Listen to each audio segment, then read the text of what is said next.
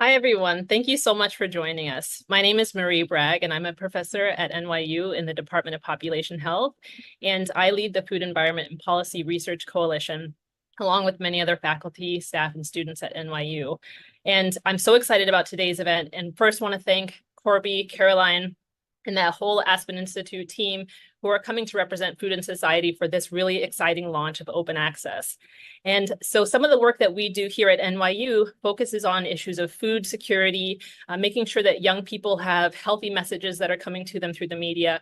And we're really excited to partner on this opportunity to bring resources for our entrepreneurs in New York City and share them with you all. And I'm very excited to kick it off with my colleague Zora, who has worked with me for many years as a student at NYU and now as a full-time member of our team. She's just amazing, and she is really going to help host this event in a really exciting way. So my colleague Sol is going to drop the link to our website in the chat, and I'll now turn it over to Zora so she can tell you a little bit more about our program and kick us off. Yes. Thank you so much for that introduction, Marie. As Marie mentioned, my name is Zora Hall, and I lead community engagement with the NYU Food Environment Coalition. Since starting with the FBC now 4 years ago, I started as a student. This collaboration is one of the many projects that I've taken incredible pride in. So I'm absolutely thrilled to be able to finally announce our partnership with Food and Society at the Aspen Institute and the launch of Open Access New York City, which is an online web portal that provides free resources to New York City-based food entrepreneurs. This site has pulled New York City-specific information on funding and investment opportunities, business templates, required New York City permits, training and resources available in the city, and so much more. We've been operating on the premise that building a business anywhere is incredibly difficult, but building a business and maintaining it in a food business in New York City is that much more. So we aim to relieve some of that pressure on entrepreneurs and provide helpful information with this resource. A little bit of background on me. I was raised right here in East Harlem, and I've also been incredibly connected to the culturally diverse, independently owned food businesses within my community. And I've unfortunately had to watch many suffer over the past few years. So it's been incredibly rewarding to pull this together with a team and give back to the community that raised me. And what I found most exciting about Open Access New York City is the collaborative nature of the portal and the opportunity to continue to connect and learn from New York City-based entrepreneurs and also community organizations and leaders who have been doing this work for far longer than I have. To that point, I want to emphasize that the portal that you're going to see is not a final product. It's a jumping off point for collaboration that we hope to build upon throughout the years. Enough about me. I hope you'll enjoy the agenda that we have for you, which will go over an overview of the Open Access Program, a dynamic walkthrough of the New York City portal from a business persona, and an extended Q&A portion where we aim to answer all questions, comments, or suggestions related to the portal. I'll now pass it over to Corby Kummer, Director of Food and Society at the Aspen Institute, who will provide an overview of the Open Access Program at large. Thank you, Corby.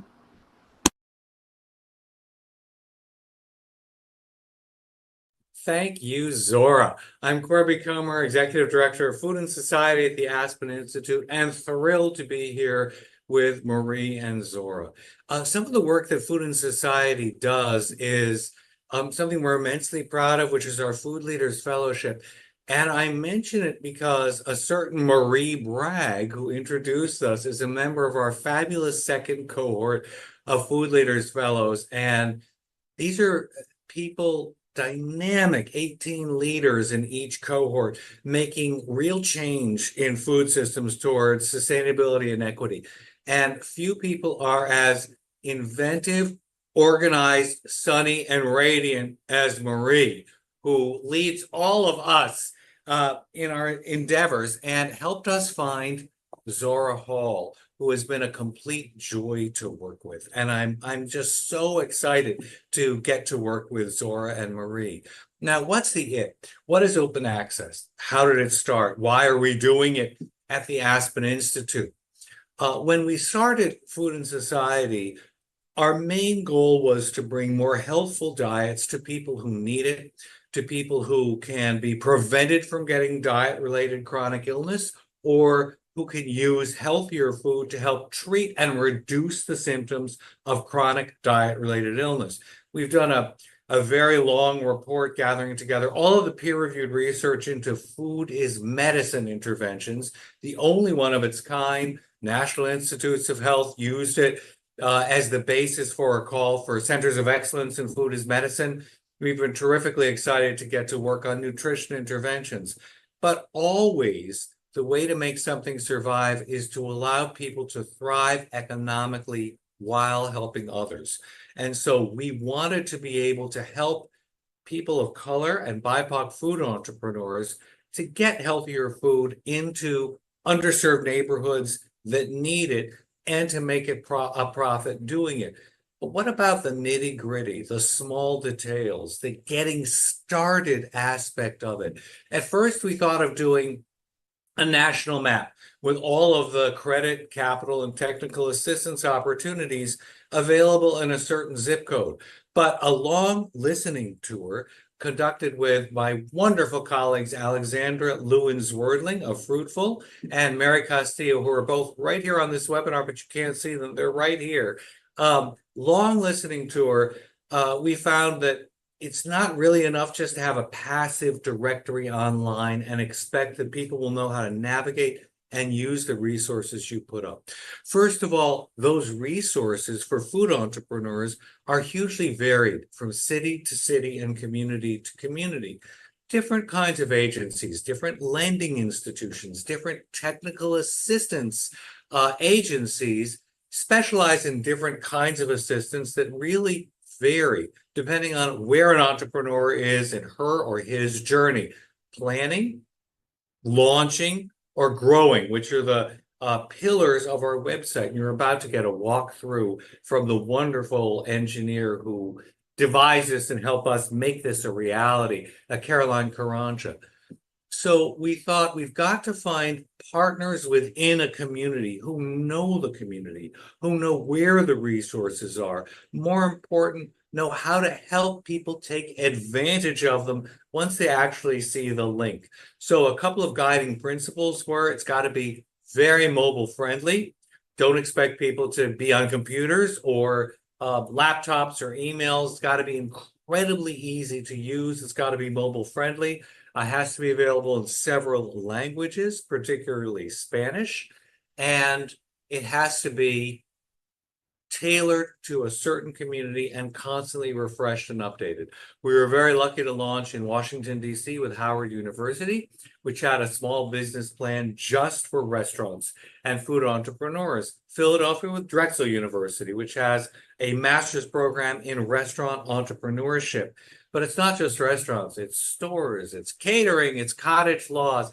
Zora Hall at the beginning talked about the licensing permits that are so complicated, so much red tape. We hope to help cut through that red tape. So it's been a joy to get to work with Zora, who's incredibly sunny, decides that she's going to get something done and just goes out and does it. I would recommend, if you're familiar with Hunter College's food policy leadership and its list of 40 under 40, keep an eagle eye out for the announcement in the next week or two for the name Zora Hall. I'm not guaranteeing anything. I'm just saying, remember the name Zora. So Zora has been the most wonderful partner to work with at the NYU Stern School. Thanks to Marie Bragg's connecting us to her. And now I'm going to turn this over to Caroline Karanja, who is in Minneapolis and has been a godsend to us because of her experience helping small businesses navigate resources available in their own communities. Small businesses of every kind, but she'd worked with food businesses on how to help them and has applied that expertise and kind of conceptual smarts, as well as particularities of how to build a site for a different locality in all of our launch cities. We're incredibly grateful to Caroline, and I'm excited to turn this over to Caroline Karanja. Awesome. Thank you so much, Corby, for that kind introduction. Thank you all for joining us for this premiere of Open Access New York. So welcome to Open Access New York City. So I'll showcase the platform here shortly, but as was kind of mentioned earlier by Corby, the platform is really a jump-off point for food entrepreneurs, folks from caterers to packaged food specialists. And this website really pulls together the most essential starting point and resources for those that are looking to start and grow their food businesses. It's like a digital collaboration of resources from the SBA to local nonprofit organizations, as Zora mentioned, to private software services whose products and offerings can help you build your food business. So the platform has videos, access to templates, checklists, and in some areas, just good old-fashioned instructions on how to do things like think about your marketing, how to get the right kind of permit or license, and all the things here are really just the beginning of the platform. Zora mentioned that, this is, again, just kind of like a starting point, and the goal is to continue to update it with resources, to continue to update it as policies are changing, and to continue to make sure that it's offering the best practices that are out there as those continue to shift and change. So I'm going to share my screen.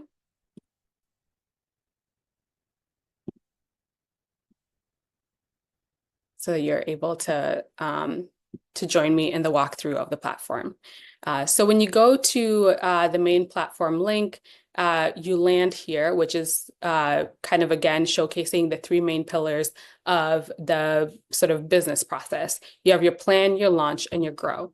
And so we want to make sure that as folks come onto the platform, they're very sort of quickly able to identify where they want to start their journey, depending on where they are at within their business. So the plan section kind of starts with just the very basics of, once you have an initial idea around the kind of food business that you want to have, how do you go through the market research, thinking about a business plan, the finances, all those pieces. And so you can just go here to start with an idea. As I mentioned, we have checklists off to the sides, and those will be, again, stuff that we're looking to build out more and more. But you can start with an idea, thought processes around how to do some market research. As I mentioned before as well, there's videos kind of we pulled from different resources to help provide even more guidance. And the goal here is to be able to also offer different types of learning methods for different types of learners. So if you're the kind of person who's kind of a little bit more into doing deeper research, there's links as well, kind of that take you over to different websites. In this specific instance, this one goes to the SBA. We have, again, video content to help you really dive deeper into the topic. And so, again, kind of depending on how you're learning as well, there's different opportunities here to engage with the content in different ways. And so, again, kind of thinking through a business plan, you have links to templates, again, more different types of learning content types on the platform to help accommodate for that. So, of course, you can kind of go through the portal, but I want us to walk through this with kind of a scenario in mind. So let's say that I am a food business entrepreneur who's really passionate and excited about a new spice blend that I have been working on. And so I want to figure out how to basically launch my new spice blend. And hopefully my dream is that it ends up in your local grocery store. And so that's a packaged food business. And so this is kind of the first place really to go. The food business types is a good way to kind of try and see where you might fit, like as a general bucket within the categories that are here. Again, open to feedback and other thought processes around how this could work. So in terms of a new food product launch, I can go here, get an initial checklist that I can start to kind of expand on a little bit more. I can now understand that actually this is really more commonly known as a private label. I know that there's some organizations or some folks who also call it a cottage industry. I think that's correct. I think that's the language that Corby used. And so I can really start to understand what that would mean for me to take this passion that I have around hanging out in my kitchen and kind of trying to put together the perfect spice blend into a product that I could sell. So understanding the different business costs, and then looking through this, I'm going, oh my gosh, okay, so it's gonna take a little bit of money to get this going. I gotta not only make sure that I'm doing this in a way that adheres to our food policies, but I also need to start thinking about branding and literally what's my logo going to be? What am I going to call it? How do I make sure that it's something that's going to be catchy? How does it also fit in with like the larger market of what the different spice blends are out there?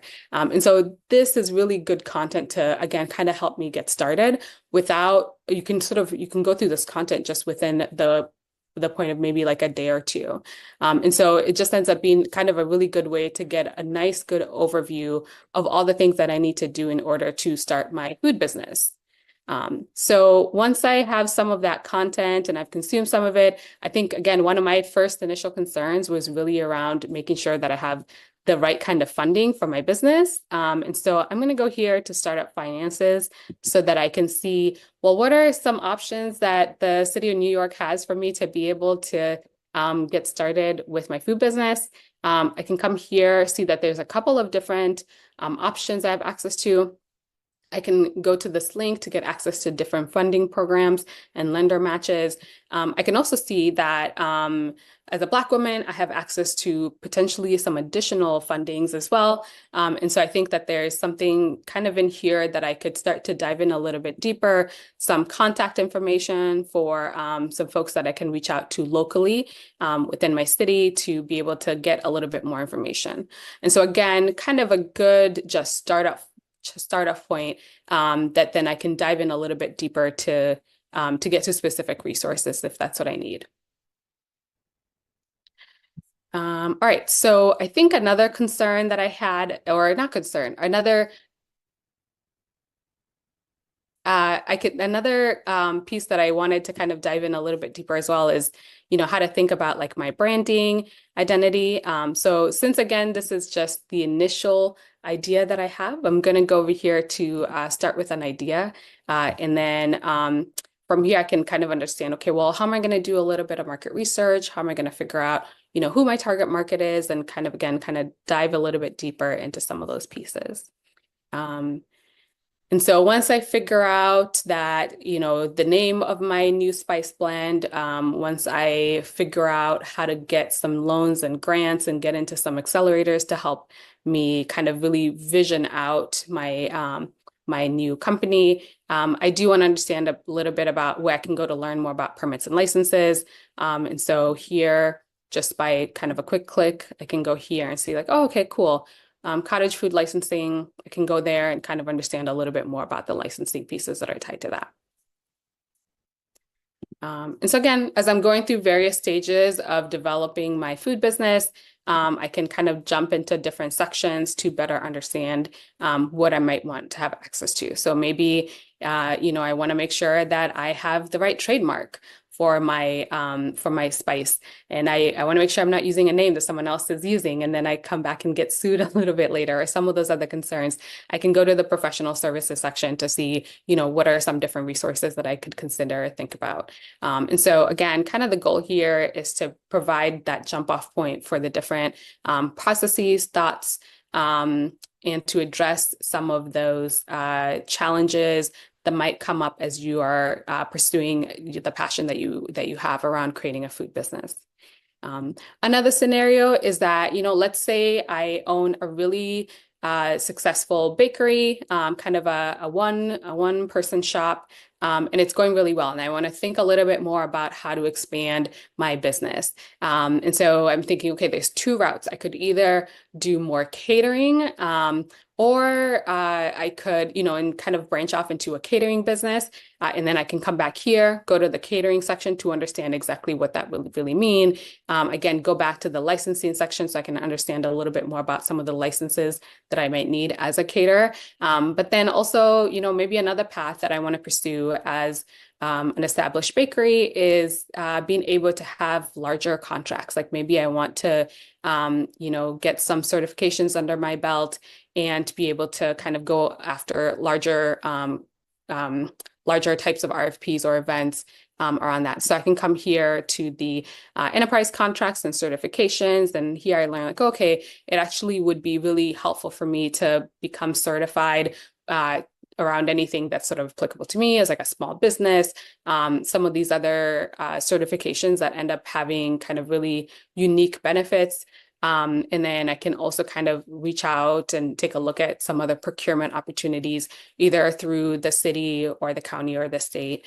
And so I think that there's something definitely here for me as like a baker who's looking to expand my reach and grow my business, that I can, again, start to dive deeper into different ways to go about doing that. So as you can see, this platform is really meant for folks who are at various stages within their food business. It's meant for people who are just getting started and they want to know a little bit more about what they need to understand to grow and support their business. It's also meant for folks who, already have a business and kind of want to see, are there opportunities that they're missing out on? Are there certain specific aspects of their business that they hadn't thought about that they do need to, go back and circle back around in terms of like compliance? So really anyone who's in the food space could get something out of this platform. And again, the goal here is to just have a collaborative digital space, having all of these different resources. And so we're really agnostic to like any specific type of partner,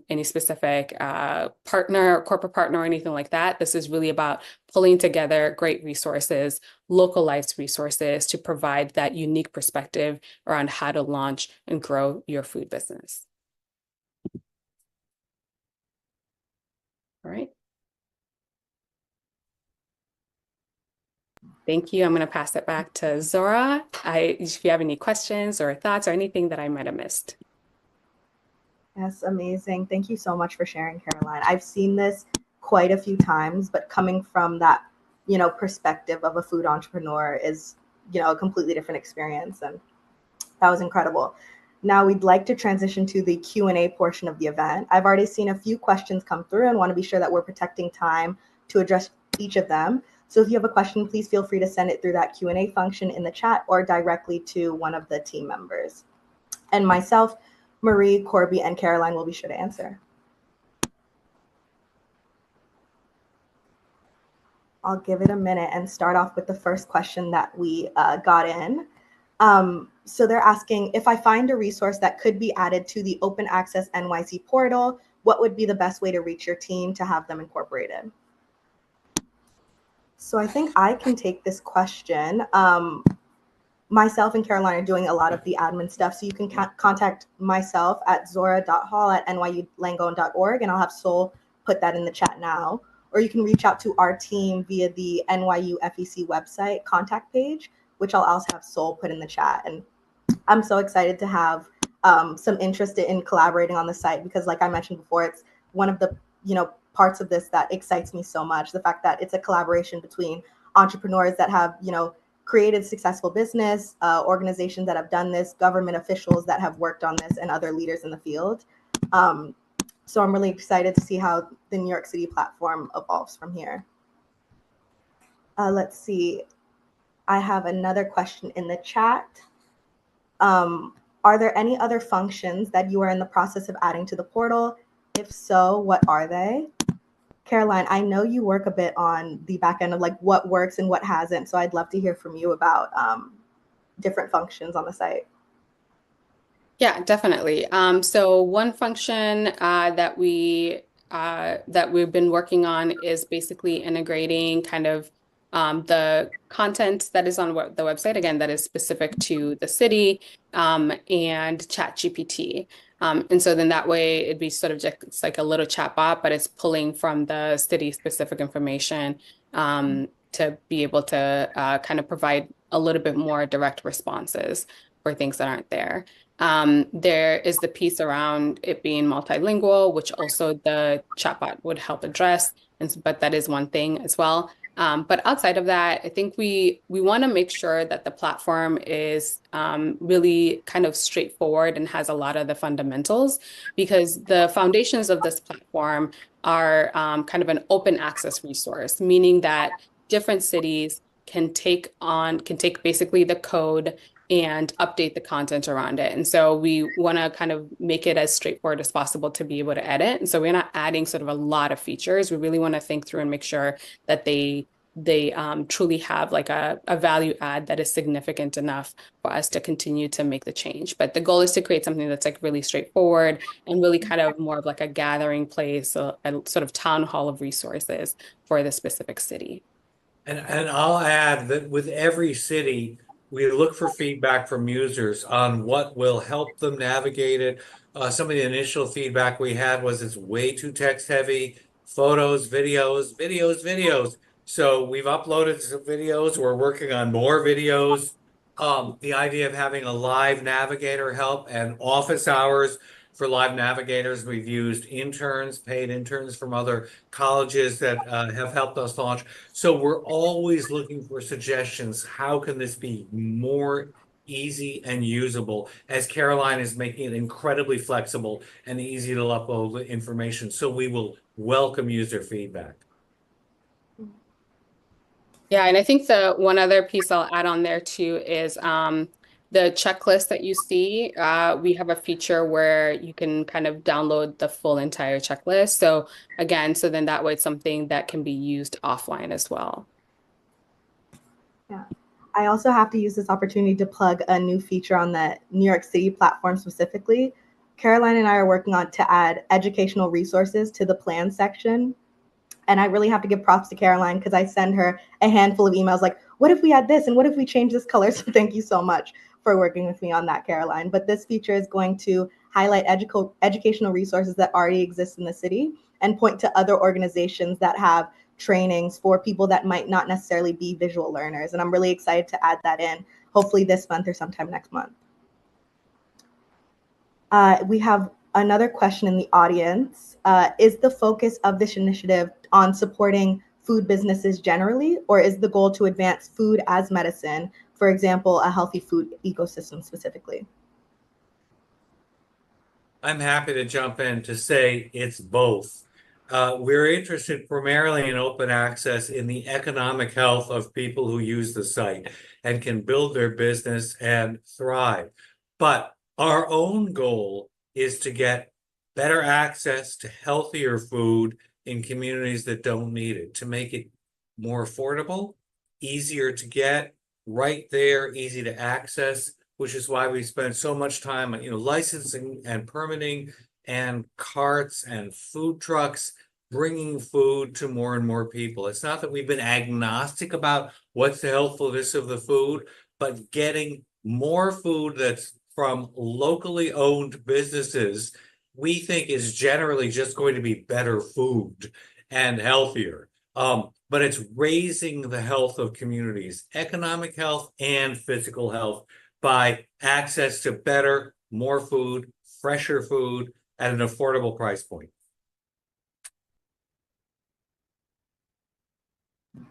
And I especially love the idea that diversifying the food ecosystem is, inevitably creating more of a healthy food ecosystem in my mind. And so that's what comes to mind when I think of the question as well. Another question, how will your team be circulating this resource to potential entrepreneurs in New York City? So I can start off, and then Corby and Caroline, I'd love to hear what has worked for you in the past as well with other cities. But I think for New York City, how we initially thought to do it is through social media, specifically through boosted posts. We have a good enough presence on Instagram, LinkedIn, and Twitter, and also sharing it with like-minded organizations on social media for them to also use their networks to share as well. But then also more intimate one-on-one meetings with leaders has really worked for us. It's actually how I thought to build out that educational resource portion of the website. It was from a meeting with the director of Qualities of Life, who works on educational trainings for Spanish-speaking entrepreneurs of color in New York City. And so connecting with her not only gave me ideas, but also helped use a network that she had already created. And so that's what worked for me. And I'd love to hear, Corby and Caroline, what's worked in the past and what we can do in New York City to continue to spread these resources. Caroline is more methodical and scientific about this, as she is on everything. But that kind of organic growth, for a while, we had a grant for paid social media, which we used, and it was effective. But organic social media growth, just as Zora was talking about, Meeting with local leaders, never failing to mention it in a conversation with anybody in a certain locality. So, the minute we're talking to anybody who's working in Philadelphia, who's working in Los Angeles, Baltimore, Washington, or soon Minneapolis and Boston, we always tell them, what about this resource? And Zora, education is so important because most places, for example, Tufts Friedman School of Nutrition, where I teach, has a whole entrepreneurship program. And so they're going to be our launch partners in Boston. But small organizations who are in touch with entrepreneurs, is also something called Commonwealth Kitchen, fantastic organization with lots of educational resources in Boston. It's trying to know the ecosystem of a certain community and get them to embrace it and want it and understand how they could add to it. That's been our best growth strategy. And we welcome help from all quarters. Caroline, you've been very strategic about this. Yeah, I think to just kind of like double down on what you both said, this really has to be a resource that is like a point of pride for everyone. So for all the different organizations. So the more, I love that first question about if you know of a resource, how do you get it added? I think that, all the different organizations should be including this as like a bragging right resource that they share out, because it includes them in there as well. And so I do really kind of strongly believe that this is a community resource that should be shared out by everyone as though it's their own, right? And so I think that's a big part of it. I definitely do have to say, I think the social media piece has been key. I think kind of, again, figuring out who are the local food influencers, so to speak, right? Like who are the people who are kind of most plugged into helping entrepreneurs figure out how to start and grow a food business and make sure they have access to this. I know that Aspen has also kind of provided some support around, like, if someone's doing like a live sort of in-person meeting, being able to kind of have flyers, things like that. I think some of those things are really important in terms of helping share this out as much as possible.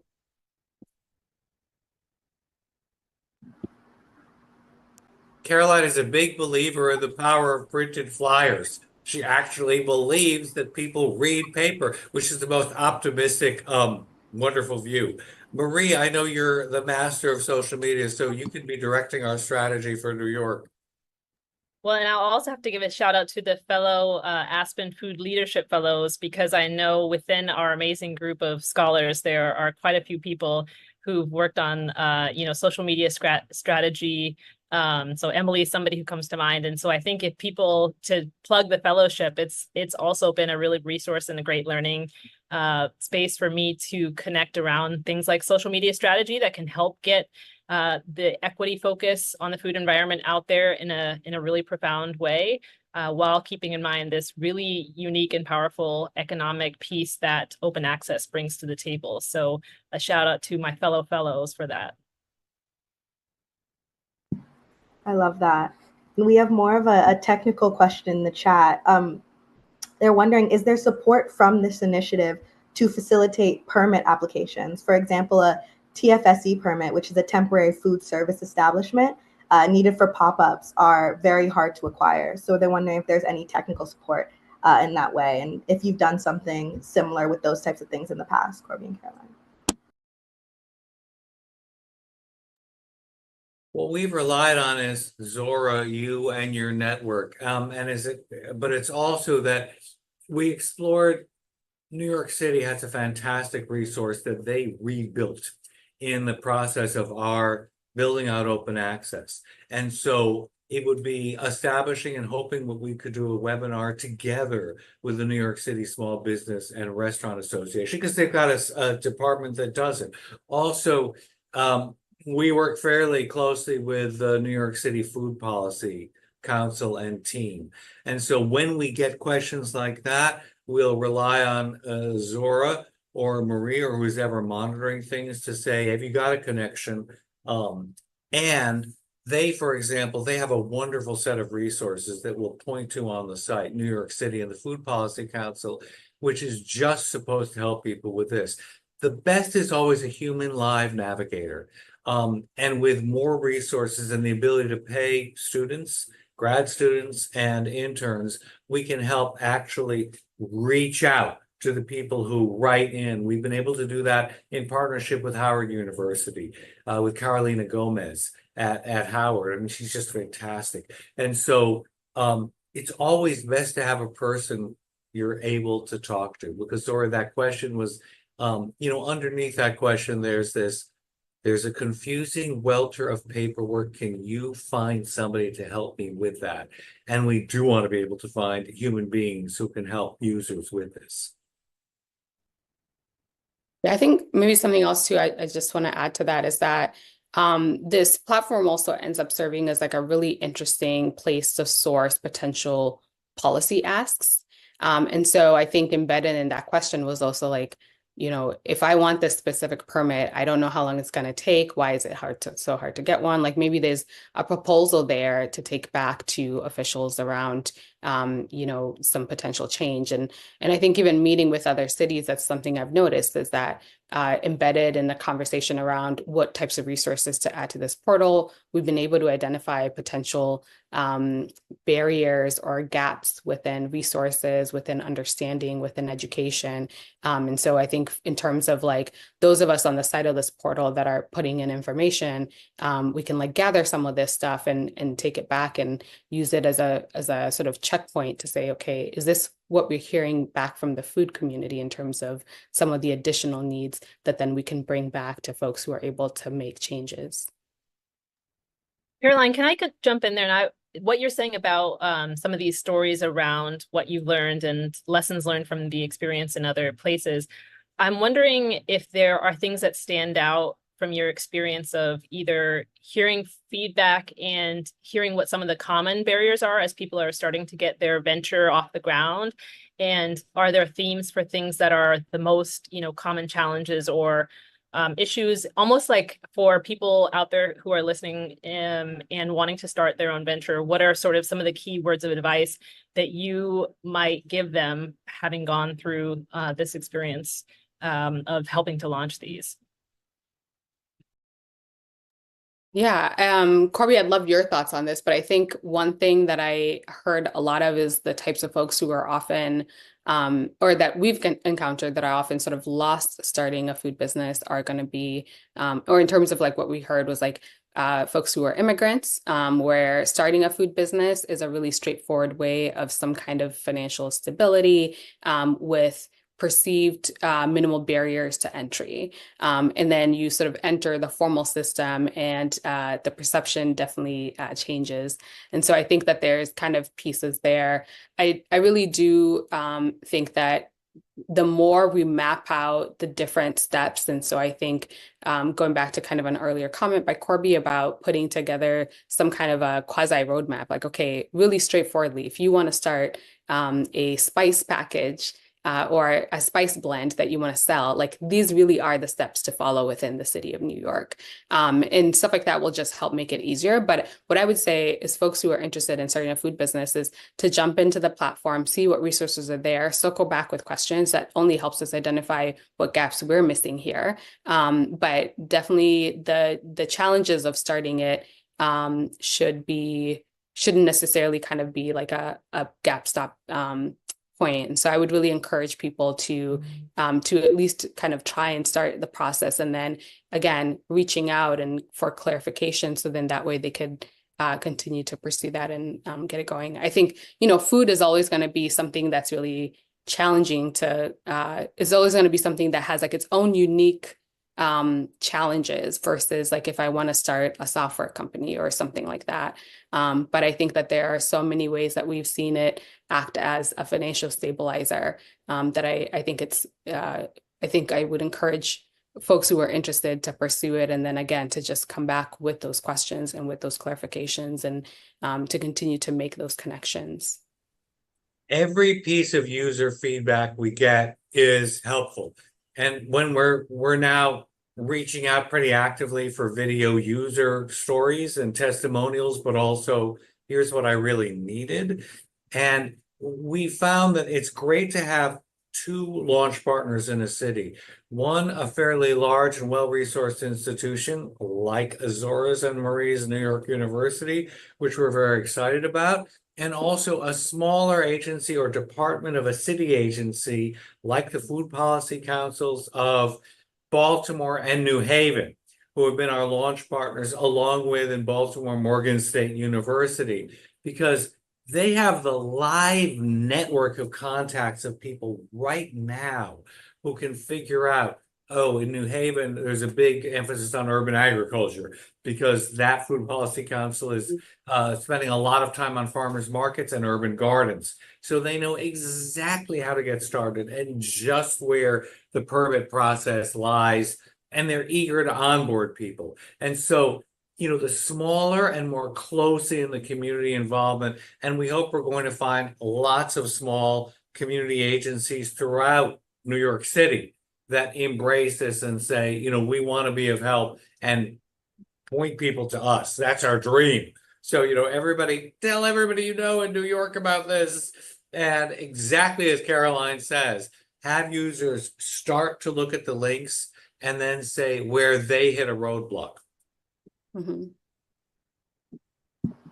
Just to chime in, Zora, before maybe we dive back into the questions, Caroline and Corby, I love what you're saying about, you know, getting this live feedback, and the piece that you said, Caroline, about working with food entrepreneurs who are immigrants and who are having that experience of gaining the economic security, I think really ties into, you know, a common story for so many of us who are either immigrants or from families who are came to the United States from elsewhere. And I'm thinking of my own mom who came to the United States from the Caribbean in Trinidad, and her grandfather in Trinidad had a Chinese restaurant that they were all really proud of, and sort of that legacy of food came over with them when they moved to the state of Florida.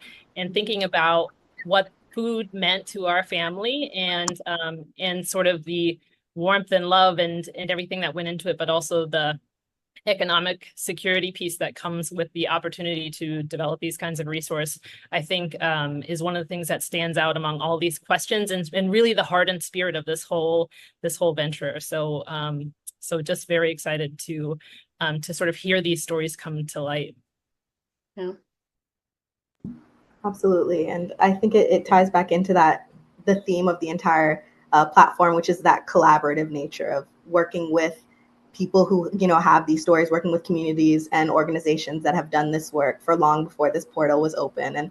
And so that's always so exciting. And that's a great segue to the next question, which is, you know, what's NYU's role in building out this platform? Why are we that institution that took on this work? And Maria, I'd love to hear your thoughts as the director. Yeah, there are a lot of researchers, scholars, and faculty and trainees at NYU who are doing so much incredible work in the food systems. And so, you know, I just finished Mary Nestle's memoir, and in there she's talking about the gardens that have been, you know, developed in collaboration with lots of people over the years. And so tying back into what Corby was saying about some of the urban agriculture, I think there is a really strong and rich history of food studies, food policy, sustainability, you know, thinking about the health of the planet here at NYU. And Zora, I would love to hear you, you know, say something about the program, your work on climate, and because I think that all sort of ties into how these things can be intertwined. But I think the roles that universities can play, in addition to what Corby is describing, I think is, you know, potentially partnering with and learning from food entrepreneurs on what works, and really supercharging what works, and being able to bring resources and bring partnerships that can make the experience more meaningful and more valuable for everyone involved. And I know there are a few faculty at NYU who study culturally tailored recipes for different communities, and do a lot of work with translating specific dietary needs into different languages. And so if you're able to go to any of the departments at NYU and look at some of the faculty's work, I think you'll find, I would hope that the food entrepreneurs might find somebody saying, okay, you know, Stella Yee is doing this really interesting work on this topic, and that actually is what I am really interested in sort of partnering on. And so I think a university should certainly be in partnership on these topics to amplify the good work of efforts like this. Absolutely. I mean, I couldn't agree more. And Marie mentioned I was a student at NYU, recent graduate, and now I'm a master's student at Columbia, and I study that kind of intersection between food and the environment and what that means, and specifically the effects to communities, the effects to society. And so coming from NYU and coming from a place that has such a background in this work, you mentioned Marion Nestle and so many other scholars who have been working on this literally for longer than I've been alive. And then to go to Columbia, which has a massive connection with NYU, and then again, their own network of such incredible scholars. I think the connection between all the universities in New York City and NYU and Columbia specifically, and Hunter as well, makes like an incredible breeding ground for this kind of work and this kind of starting point of the portal. Two things to pick up on. Zora began by saying how exciting it's been that this is so collaborative. You heard from Caroline how collaborative it is. It's Marie who introduced us to another department within NYU. Zora, you're now at Columbia. What we've loved is bringing together so many different institutions. And as Caroline says, you barely notice Aspen is not branded. We are not branding things Aspen. It's got to be the local community that embraces and owns it. And so we want the more people, the better. And putting everything up available, getting more and more resources available, and then helping kind of micro navigate that as we have more and more resources. And I have to add to the Marion Nestle fan club. She's part of my Zoom set. We're looking at 4 books by Marion behind me, and her new memoir is Slow Cooked, which we're all reading and devouring and enjoying. One of the original connectors. Yes, and so I'm conscious of time, so I want to wrap up with 2 questions that I've saved for last that I think are great enders. The first being, how can I stay up to date and connected with the work of the NYU FEC, Food Environment Coalition, and Food and Society at Aspen? So I just wanted to shamelessly plug our program newsletters and social medias, and I'll have Sol paste all of those in the chat just to stay updated and up to date, but also as a resource to highlight some of your work and events and anything that we can plug into our own work and make use of the networks that we have to highlight you all is something that we love and something that we're very passionate about. You're wonderful to offer. Our own website is aspenfood.org. And tomorrow we announce our exciting 3rd cohort of our Fabulous Food Leaders Fellowship. And Marie gets to see who her new colleagues are going to be, because we choose them not to make wonderful food systems change themselves as a group, as Marie is spearheading, but between cohorts. And we've recruited this year specifically to work with Marie and her colleagues and the colleagues from the first cohort. So it's a ton of connections, and we have our own newsletter. So aspenfood.org has lots of signups. Caroline, do you want to plug anything for Hack the Gap? Because it's now, do you do a newsletter? Yes, we do. So Hack the Gap is an organization aimed towards making technology more accessible. You can go to hackthegap.com. Towards the bottom, you can sign up for our newsletter. Amazing. And our final question, and what I think is a great point to end on, is what's next for Open Access? How do you plan to continue to expand following the launch of Open Access NYC? If you thought about it before, what are the next cities? Caroline can say, because she's in closer touch, but Minneapolis and Boston are 2 that come to mind right away. We just launched Los Angeles with USC and the LA Food Policy Council. We're looking at Portland, Oregon. So we're trying to make this national. Everybody brings a whole new set of challenges and opportunities. So, and our work at Open Access is to always make it more and more useful and incredibly helpful to anybody who comes in. And the more feedback we get saying, here's how it can be more useful to us, the better. And so more video use cases, more social media targeted outreach. And Caroline, what's your dream list for this? Yeah, so I would say New Haven is also on that list of upcoming portals. I think, really my dream for this is to be able to have all the different portals sort of represent the unique perspective of the cities that they're in. And so, I think really the goal is to kind of dive in and get more community collaborators into the platforms themselves. So excited to see more different types of resources embedded in there. And then I think another thing as well would be to, as this is getting more and more usage, to be able to have like different foundations and organizations say, hey, you know what, we'll cover the licenses of X number of food entrepreneurs. I think to be able to see kind of more of that financial piece being pulled into this would be also kind of just really awesome. And again, focused on like the local level. Absolutely. And I'm so excited for what's to come with Open Access, but also what's to come with Open Access NYC, the AI aspect, the new technologies, adding new websites, the educational resources. I mean, it's all incredibly exciting. But I think without any other closing comments, I think we're ready to close and say thank you all for joining. And for those of you who are food entrepreneurs, we hope that this resource is valuable to you, and we look forward to supporting your business and continuing to grow Open Access. And the theme of it all has been collaboration and it being a jumping off point. So please reach out to myself, please reach out to Caroline for any suggestions for Open Access and any pain points that you feel are not touched upon on the portal. And if you have any further questions, we're going to drop our websites in the chat once more, so you're able to stay connected with us. And if you're a food entrepreneur that we're meeting for the first time, please drop your information, bio, website, newsletter in the chat so that others are able to contact you and stay connected with you. And we look forward to seeing you all at future events.